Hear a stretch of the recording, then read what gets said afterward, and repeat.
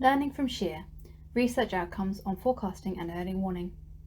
This is a presentation for EGU2022 presented on behalf of the SHEAR Knowledge Brokers. Science for Humanitarian Emergencies and Resilience is an interdisciplinary international research programme.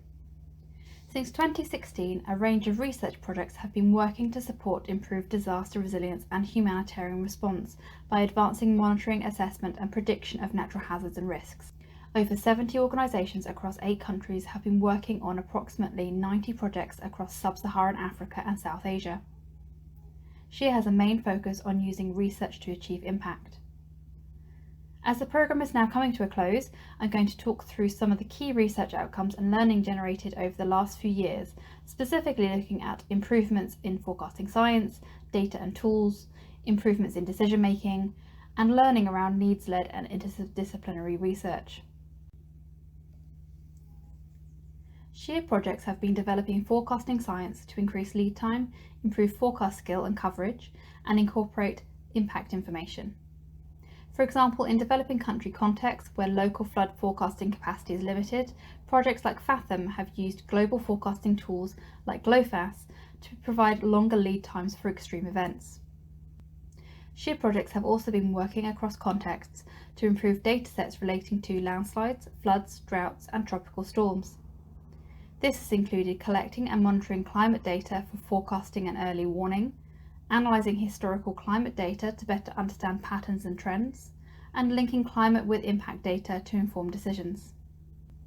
For example, the Mitigating Basis Risk project has been working with farmers and financial service providers in India and East Africa to use smartphone imagery and citizen science data collection methods, combined with satellite data to support localised crop modelling and loss assessment.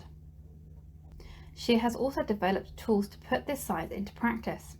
For example, several SHEAR projects have been working to identify thresholds for conditions relating to floods and landslides, providing a range of key stakeholders with the tools to identify high-risk situations. For example, the Landslip project has developed a statistical model to identify rainfall thresholds linked with landslide occurrences. The Geological Survey of India, which has been a key partner in that project, can now monitor conditions and inform local disaster management officials when rainfall is forecasted to reach levels of intensity and duration likely to trigger landslides. In disaster anticipation and response, a range of stakeholders at all levels need to make critical decisions about how to mobilise and allocate assistance, and about which actions to take. This information is drawn from a wide range of complex data based on monitoring and forecasting of the hazard itself, as well as data about key assets and infrastructure exposed to the hazard, and the vulnerabilities and capacities of at-risk populations. SHEAR has worked with stakeholders at all levels and across sectors to improve anticipatory capacities and decision-making processes to enhance action in the face of future hazards.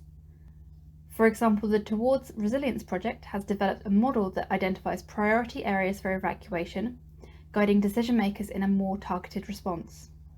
The model identifies buildings within the flood hazard zone and flags these for evacuation, adapting these flooding maps based on the given rainfall event. As well as delivering these research outcomes, we also learned about how to deliver research that is effective and impactful, particularly around putting stakeholder needs at the centre of research, and about interdisciplinary collaboration. For research to be successful in achieving improved resilience in response to disasters, it needs to meet the needs of the people and institutions who will be taking it up in the long term. For example, FORPAC and NFLIX used participatory impact pathway analysis to gain an understanding of the decision-making process and information needs within a drought early warning system. This approach brought decision makers, operational forecasters and researchers together to jointly identify and agree key challenges and project priorities. Finally, interdisciplinary collaboration has been a fundamental part of the SHEAR programme from the outset. The programme's research has brought together the unique knowledge and skills of stakeholders in physical and social sciences, disaster risk management practice, and policy making. Effectively managing this range of expertise enabled SHEAR to deliver holistic, cross-disciplinary, high-impact work on disaster risk and resilience. Taking the time to build relationships, trust, understanding, and consensus across stakeholders in projects and programmes has been so valuable to our work, and is a key piece of learning that we'll be taking forward. Thank you for listening, and you can find links to key resources in the slide and below.